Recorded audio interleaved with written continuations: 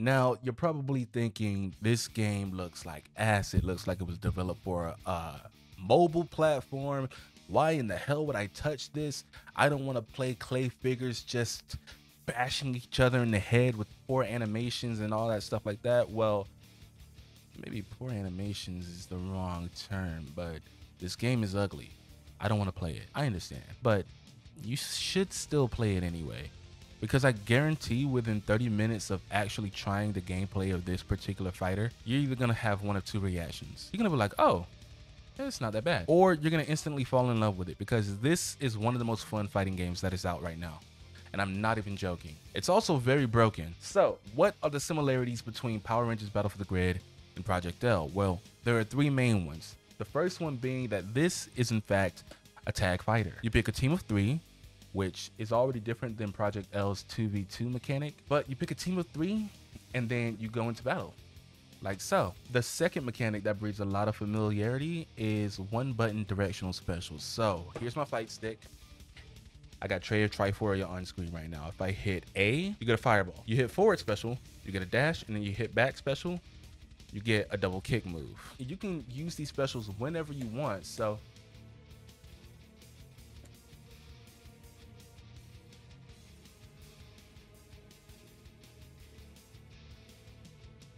like so. So you got your one button directional specials, but the thing that I really want to harp on, the thing that really made me think of Power Rangers Battle for the Grid when I saw the first gameplay trailer, teaser, whatever they released for Project L is the way their tag mechanic works. Now, if you're familiar with Project L, you probably already know this, but the way you tag out in Project L is you bring out your character for an assist, and then if you hit the assist button again, they will tag in to continue the combo, continue the pressure, do whatever they want to do. You also have the ability to double tap the button in order to do an instant tag, and you also have the option to hit a directional button along with your assist button in order to have your partner do a special type of, like a particular type of assist. You can't do that in Battle for the Grid. You can't just do a specific type of assist. No matter what direction I hold, it's always gonna do that. However, you can do this. Did you see what I did? Let's see if you catch it again. I tagged her in after the assist was done. You also have the ability to just instant tag like this. At any moment, either before or after the assist is coming out, you are able to tag into your character. That is the main mechanic that makes me think that these games are gonna be quite similar.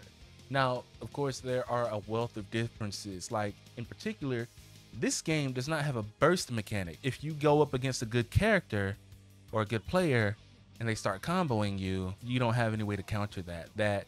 There's no defensive mechanic that allows you to counter getting comboed into death. And there are TODs in this game.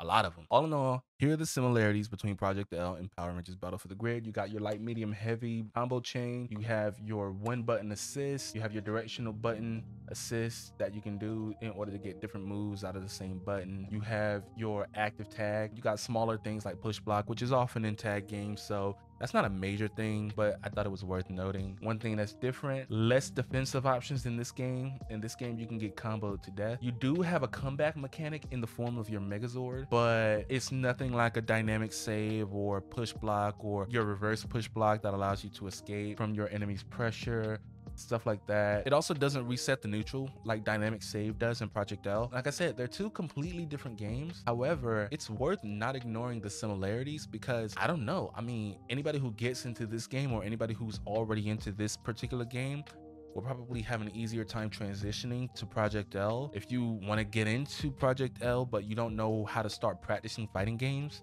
I would recommend you practice this game because it has the most similar mechanics out of any fighting game that's out right now. Even some of the more simple or accessible fighting games like Fantasy Strike, which I think is dead, they're not really mirroring mechanics the way that Power Rangers Battle for the Grid is. If you just want to play a fun, interesting video game, the skills of which have a high chance of transferring over to Project L, then giving Battle for the Grid a try is not the worst thing you can do. In fact, I think it's a pretty good thing that you can do because it's a fun game and you owe yourself some fun.